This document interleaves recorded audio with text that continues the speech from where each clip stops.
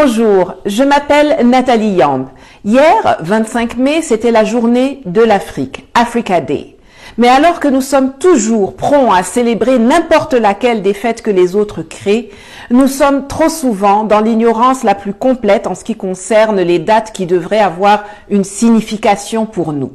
Et quand je dis nous, au-delà des populations, je m'adresse particulièrement aux animateurs de l'Union africaine et à ceux de la vie politique et sociale des pays membres qui semblent patauger dans l'obscurantisme le plus complet. Alors aujourd'hui, on va parler de nous, de ce qui nous caractérise et de ce à quoi nous devrions prêter attention. Être africain, ça veut dire quoi? La semaine passée, à Abidjan, des gens se sont mis à pourchasser des Nigérians, les blessant, tuant l'un d'entre eux, détruisant leurs biens, parce qu'ils étaient Haoussa. Ce genre de déplorable scène de chasse à l'homme, dans ce cas suite à une fake news, n'est pas l'apanage des Ivoiriens. On les a aussi vus se passer entre les Tutsis et les Hutus au Rwanda, entre les Malinké et les Peuls en Guinée, au Nigeria, au Cameroun, en Afrique du Sud, au Soudan, au Kenya, en Algérie, au Burkina, au Mali, en Centrafrique. Partout sur le continent, des frères se déchirent pour des raisons plus bancales les unes que les autres. Pourtant, quand nous sommes à l'église en train d'adorer un Jésus venu de Palestine, on ne voit pas que c'est étranger. Quand nous sommes dans les mosquées en train de prier des préceptes venus des déserts d'Arabie, on ne voit pas que c'est étranger. Quand on se sape dans des fringues venues des États-Unis, de Hollande, de France ou de Chine, on ne voit pas que c'est étranger. Quand on s'achète des voitures venues d'Allemagne, du Japon ou de Corée, on ne voit pas que c'est étranger. C'est quand vous voyez vos propres frères, baptisés par d'autres d'un nom différent du vôtre, c'est là que vous voyez l'étranger. Des gens, dans l'incapacité de se promouvoir eux-mêmes, n'ont rien de mieux à faire que de se retourner les uns contre les autres pour se faire du mal. Les Français nous violentent, nous pillent depuis des siècles ici en Afrique. On ne vous voit pas aller brûler leur business ou bien les chicoter. Des Libanais maltraitent tous les jours nos sœurs qui travaillent chez eux, mais jamais on ne vous voit aller les frapper. Mais quand c'est votre frère africain, c'est là où vous savez gonfler les narines et distribuer la mort et les coups. Admettez que c'est un peu décourageant, n'est-ce pas? C'est ce que le philosophe allemand Nietzsche appelait la méchanceté du rachitique, pour décrire des individus qui sont tellement impuissants, pauvres, laids, tellement bêtes, tellement petits, qu'ils ne trouvent rien de mieux à faire que de chercher des gens qui leur ressemblent pour les tabasser, se bagarrer avec eux. Mais dès qu'ils croisent la route d'un puissant, ils vont pleurnicher sur son épaule pour se faire valoir. Est-ce que c'est vraiment ce que nous voulons être, ce que nous voulons donner comme image? Est-ce que vous savez que les attributs que vous revendiquez fièrement pour vous attaquer entre vous, pour nuire les uns aux autres, ce sont des symboles de la division décidée par d'autres? En novembre 1884, un groupe de colons s'est réuni à Berlin à l'initiative du chancelier allemand de l'époque, Otto von Bismarck. Ils se sont dit, plutôt que de nous faire la guerre à cause de ces nègres, mettons-nous d'accord autour de cette table en profitant du bon vin, de la bière, de la bouffe pour nous partager l'Afrique. Il y avait l'Allemagne, l'Autriche-Hongrie, la Belgique, le Danemark, l'Empire ottoman, l'Espagne, les États-Unis, la France, la Grande-Bretagne, l'Italie, les Pays-Bas, le Portugal, la Russie et la Suède-Norvège. 14 pays. Aucun Africain n'était présent ni représenté. Des types se sont assis, ont discuté pendant 3 mois pour arriver à un accord entre eux comment se partager notre continent. Et ne vous y trompez pas, Hier, en 1885, comme aujourd'hui au sein de l'Union européenne, ils ne se feront plus jamais de palabres au sujet de l'Afrique. Comme me l'a d'ailleurs dit un parlementaire allemand au Bundestag à Berlin en 2017, lorsque je suis allée parler de la réalité des relations France-Afrique au Parlement allemand avec le professeur Koulibaly. Je cite, « Vous avez raison, je le sais, nous le savons, mais voyez-vous, l'Afrique n'est pas suffisamment importante pour que nous fassions des histoires à la France à cause de cela. Nous préférons nous entendre avec notre voisin. » Fin de citation. Ça avait le mérite d'être clair. Vous comprendrez donc pourquoi la France a été tellement outrée lorsqu'un gouvernement italien est venu casser cette belle entente européenne en dénonçant vertement la colonisation monétaire de la France en Afrique. Mais ce qui avait justifié cette sortie n'est pas l'amour de Di Maio pour les Africains, mais plutôt le fait d'avoir reconnu que le franc CFA et la pauvreté et le chômage qu'il induit sont les principales causes des migrations vers l'Italie. Mais le désaccord a été oublié et les choses sont très vite rentrées dans l'ordre dès que Salvini, Di Maio et compagnie ont quitté le gouvernement. Eux savent s'unir, nous pas. Les gars ont fini de se partager notre continent. Ils sont venus chez nous. Ils ont commencé à nous trier, à nous diviser, à nous donner des noms, à nous traiter comme du bétail, comme des animaux. Vous là, on va vous appeler comme ci. Vous là, on va vous appeler comme ça. Vous, vous êtes au-dessus. Vous, vous êtes en dessous. Et depuis des décennies, on prend ces classifications dégradantes et au lieu de les jeter en brousse, on les brandit fièrement comme si c'était des trophées et on se fait du mal et on se méprise les uns les autres à cause d'elles. Toi, tu es Dioula. Toi, tu es Boussoumani. Côtier, forestier, musulman, chrétien, anglophone, francophone, ivoirien, nigérien, congolais, rwandais, sud-africain, zimbabwéen, marocain, algérien. Vous vous détestez à propos de choses que vous n'avez pas décidées. La décolonisation mentale est encore devant nous, on dirait. Chaque fois que vous agressez ou vous insultez un Africain en le qualifiant d'étranger, vous validez le partage colonial de l'Afrique. Aucun Africain n'est étranger où que ce soit en Afrique. Les étrangers en Afrique, là, ce sont les Européens, les Américains, les Asiatiques, les Arabes, les Australiens, les Néo-Zélandais. Eux, ils sont étrangers. Mais eux tous s'entendent entre eux pour nous dominer et nous nous battons entre nous pour leur faciliter la tâche. Malgré la naissance de l'Organisation de l'Unité africaine le 25 mai 1963, ce à quoi on assiste en Afrique, 58 ans plus tard, c'est à une compétition totalement inopérante entre des États en lieu et place d'une coopération productive.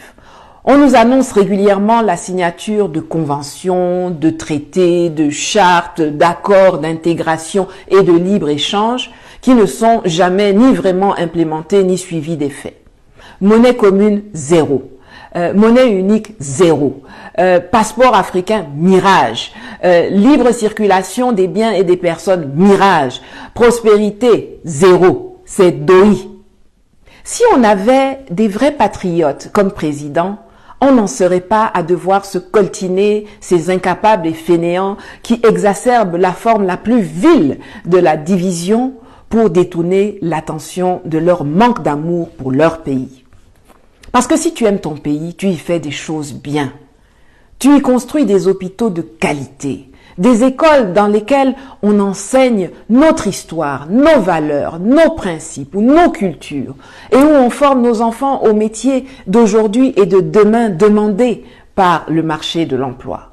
Si tu aimes ton pays, tu travailles dans l'intérêt de ceux qui t'ont élu et tu leur rends compte au lieu d'aller chercher l'approbation de l'Élysée, de Washington ou de Londres matin, midi et soir. Si tu aimes ton pays, tu combats la corruption et le pillage. Tu le dotes d'institutions si solides que même si le diable arrivait au pouvoir, il lui serait impossible de faire ce qu'il veut, comme le disait si bien le tant regretté Jerry Rawlings. Mais hélas, 3 fois hélas, au lieu de grandir ensemble, unis par notre histoire partagée, riches de nos diversités pour affronter nos ennemis communs que sont la mauvaise gouvernance et la pauvreté entretenues par des nègres de maison à la solde du colon, nous préférons le statu quo, que dis-je, la régression. Est-ce ce à quoi nous sommes réduits? Est-ce que c'est cela qui caractérise l'Africain du XXIe siècle? L'indigence collective, le tribalisme organisé? Vous savez, en plus de vouloir m'interdire de parler des choses de tel ou tel pays, on m'a souvent demandé pourquoi je n'avais pas pris la nationalité ivoirienne pendant toutes les années que j'ai passées en Côte d'Ivoire, surtout que j'étais très amie avec le président de l'époque. Mais c'est parce que ça n'a aucune importance pour moi et ça ne devrait en avoir pour personne. Les papiers qu'on appelle passeport ou carte d'identité, ce n'est pas ça qui définit votre amour pour un ou des pays. Tout comme l'alliance que certains d'entre vous portent au doigt n'est pas la preuve d'amour de et pour quelqu'un. C'est la preuve que vous êtes marié, c'est tout. Ça ne signifie pas que votre mari ou votre épouse vous aime ou que vous l'aimez. Vous êtes marié, mais vous rentrez chez vous et vous vous tapez dessus comme si vous étiez des réincarnations de tam-tam. Vous êtes marié, mais vous découchez tous les 2 jours pour aller faire l'amour à quelqu'un d'autre là-bas dehors. Vous êtes marié, mais vous n'avez plus rien à vous dire ou alors que des vilaines choses.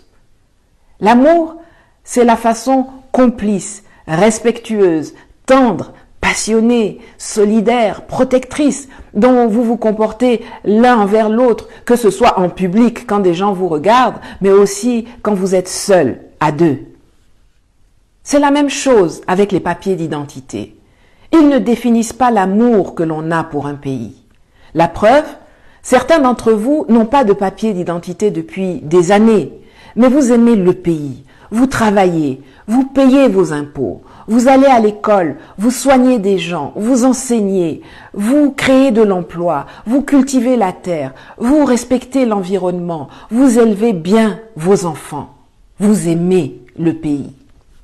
Et puis d'autres qui ont la carte d'identité là, se lèvent un matin et viennent attaquer leur propre pays, tuer leurs propres compatriotes, corrompre, voler, briser, brûler, déconstruire, être complices des exactions et des pillages que d'autres depuis l'Occident ou l'Orient fomentent contre leur territoire. Ils n'aiment pas leur pays, mais ils ont papier. Africa Day, ce n'est pas porter une tenue africaine, c'est beaucoup plus que ça.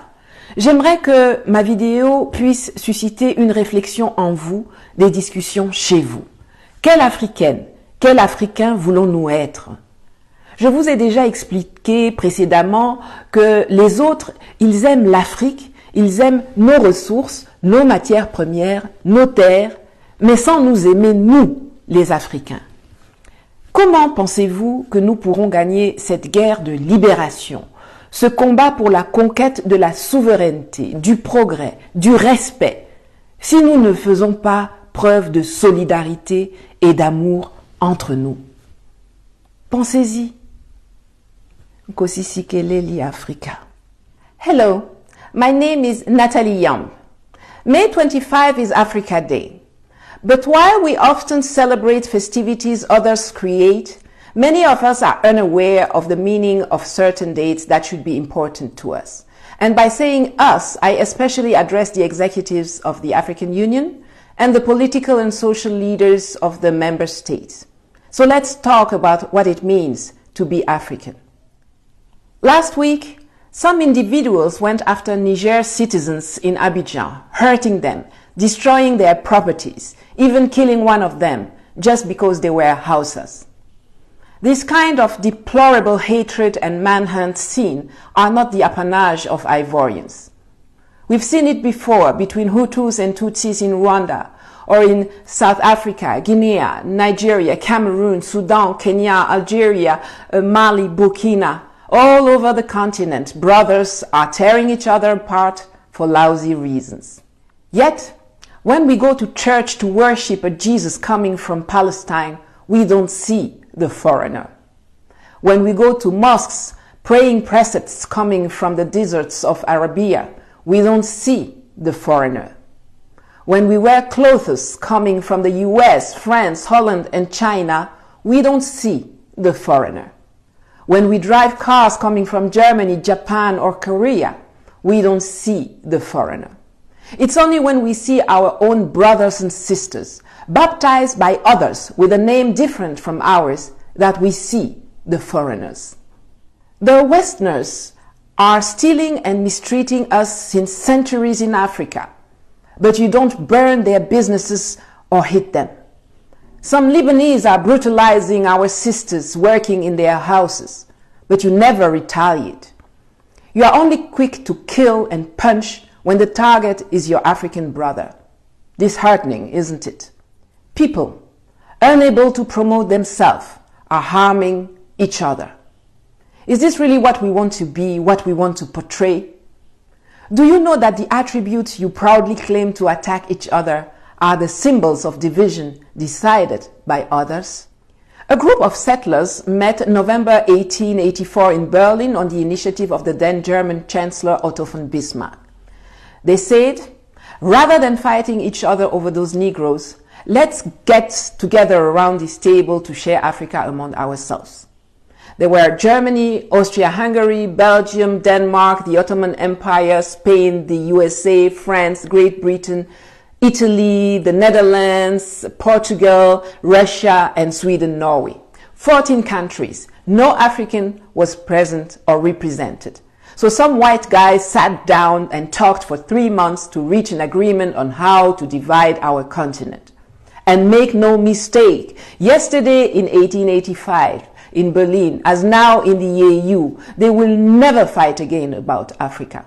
They can unite. We don't. So they came and they started to sort us out, to treat us like cattle, like animals, to divide us, to name us. You over there, you are Kwame, but you are Ghanaian. You over there, you are also Kwame, but you are Ivorian. You are Bamileke, you are Bassa. You are good, you are bad. And for decades, we've taken those degrading classifications and instead of throwing them in the bush, we proudly wave them like they are trophies and we hurt and despise each other because of them. You hate each other for things you didn't even decide. Free yourself from mental slavery, folks. Every time you attack or insult an African calling him a stranger, you validate the colonial partition of Africa. No African is a foreigner anywhere in Africa. The foreigners in Africa are the Europeans, the Americans, the Arabs, the Asians, the Australians. They all agree among themselves to dominate us, and we fight among ourselves to make it easier for them. Tiresome. Despite the birth of the Organization of African Unity on May 25, 1963, we still see a totally ineffective competition between the African states instead of a productive cooperation. Regularly, they sign integration and free trade conventions, charters, treaties, agreements that are never really implemented. Common currency, single currency, African passport, free movement of goods and people, prosperity, all of this never really becomes a reality. If we had real patriots as president, we wouldn't have to stick to those incapable and lazy heads of state who exacerbate the ugliest form of division to distract attention from their lack of love for their country. Because when you love your country, you do good things there. You build quality hospitals. You build schools where our history, our values, our principles, our cultures are taught to our kids, and where we train our children for the jobs of today and tomorrow demanded by the job market. If you love your country, you work in the interest of those who elected you, and you are accountable to them instead of seeking approval from Paris, Washington, and London. If you love your country, you fight corruption and plunder. You endow it with institutions so strong, so solid, that even if the devil came to power, it would be impossible for him to do what he wants, as the much missed Jerry Rawlings said. Alas, instead of growing together, united by our shared history, rich in our diversity, to confront our common enemies, which are bad governance and poverty, maintained by house Negroes in the pay of the colonial powers, we prefer the status quo. Is this what characterizes the African in the 21st century? Collective indigence and organized tribalism? You'll need to learn that identity papers don't define your love for a country, just like a wedding ring doesn't define the love for a person. It's just a proof that you are married, nothing more, nothing less. You can be married and punch each other every day, have an affair with someone else outside, never speak or say nice things to one another. That ain't love. Love is the respectful, tender, passionate, supportive, protective way you behave towards each other, whether in public when people are looking at you, but also when it's just the two of you. Same applies with ID papers and nationalities. Some of you don't have an ID or a passport, but you love the country. You work, you pay taxes, you go to school, you heal people, you teach, you create jobs, you cultivate the land, you respect the environment, you educate your kids, you love the country. And then others who have their ID cards attack their own country, kill their own compatriots, bribe, steal, destroy, are complicit in the atrocities and looting that the West or East foment against their territories. They don't love their countries, but they have the nationality. Africa Day isn't about wearing a nice African attire. It's about thinking about which African we want to be. It's about reflecting over the fact that Europe, Asia, America, they love our resources, our raw materials, our land, but without loving us Africans. So how do you think we will be able to win this war of liberation, this fight for the conquest of sovereignty, of progress, of respect, if we don't show solidarity and love among ourselves? Think about it. Kosisike Leli, Africa.